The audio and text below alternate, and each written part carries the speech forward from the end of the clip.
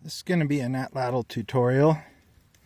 These are some 6-foot bamboo garden stakes that I adapt and make into atlatls. They come out of the package just like this. This is probably a bit larger one as far as diameter goes.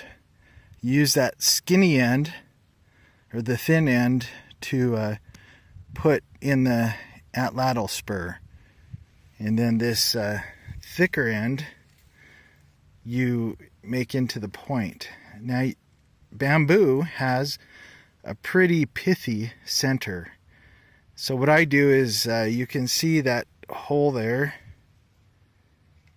and that's just where some of the pithy center is left.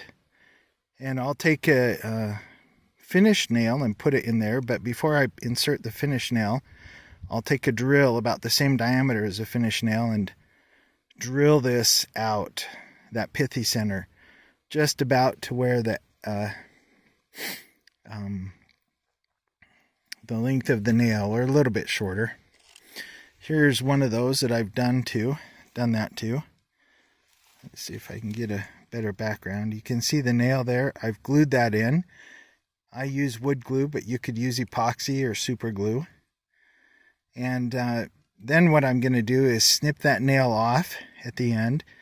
And then on my belt sander, but you could also use a hand file, I'm going to shape it into like a pencil. Now, this doesn't have the nail in it, but that's kind of the shape that it's going to be in. But that's how you create. Oh, and after you get this shaped with the nail in, then you can roll it in epoxy, and I've got another video on that. And that makes the point nearly indestructible. Let me share with you what I do as far as the ends go.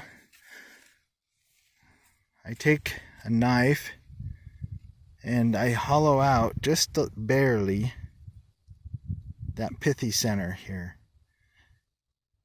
And that's where the spur from the atlatl goes in. Quick and easy and very durable are these duct tape fletchings.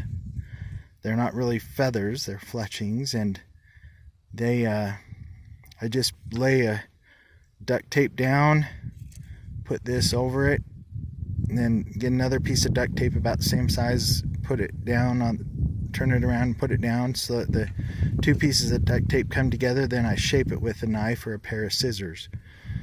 And that really helps a lot with the flight.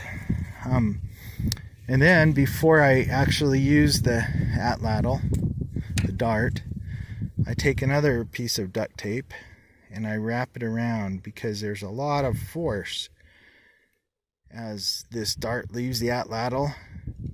That spur wants to break open that bamboo, and so I do that, and sometimes I'll even take some epoxy and put it on this end as well to help hold that together. Let me show you an atlatl dart that this happened just this morning. This is one that I've been using a while, but when I went to launch it from the atlatl, it broke. It was together, something similar to this, but it broke. The dart itself, the majority of the dart, launched down near the target, about 15 feet away from it. That was just by chance, but it was kind of a scary thing, because if anybody had been standing by, this piece went really close. Let me show you what the end of these darts are after it's been in epoxy and after it's been sharpened. You can see the metal tip on the end there. This dart is not ruined. My son, who is 9, typically throws a 4-foot dart, so I'll just adapt this and make this a 4-foot dart for him. That's some information on the atlatl darts. They're inexpensive. They do break. but what doesn't? I've been at some competitions where some aluminum and carbon darts have broken as well. Thanks for watching. Subscribe. Mammoth Slayers Atlatl League.